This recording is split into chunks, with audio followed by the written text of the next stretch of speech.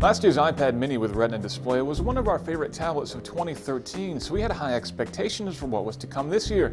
Well, this is it. It's the new iPad mini 3, and it's a good thing we liked last year's model so much because it's basically unchanged in 2014. Up front, we have the same 7.9-inch Retina display. That's 2048 by 1536 resolution. It's bright and beautiful and IPS, and it works great at all viewing angles, just like before, as you'd expect.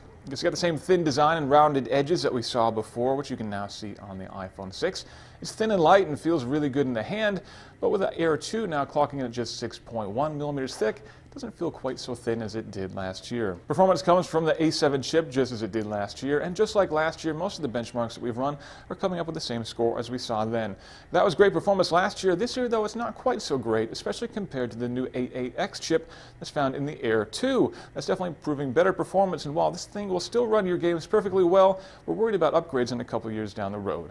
Battery life is just as good as before, and exceeding Apple's 10-hour estimate should be no problem at all. We were easily able to get a full day of use out of the new Mini 3. So if it's all the same, what is new? Well, Touch ID is the big thing. This lets you unlock the iPad and make Apple Pay purchases with just your fingerprint. It's also got the new Apple SIM if you choose to get the cellular model, which means you can activate on any carrier like on one SIM. And if you really like, you can also get it in gold, which is a new color for the Mini this year.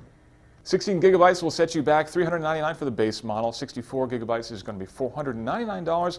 128 gigabytes is $599. If you like the cellular model with LTE, you're going to be spending $130 more for each configuration. That's the same as last year. The Mini 2, however, is now available for $299 for the 16 gigabyte base model or $349 for the 32 gigabyte model.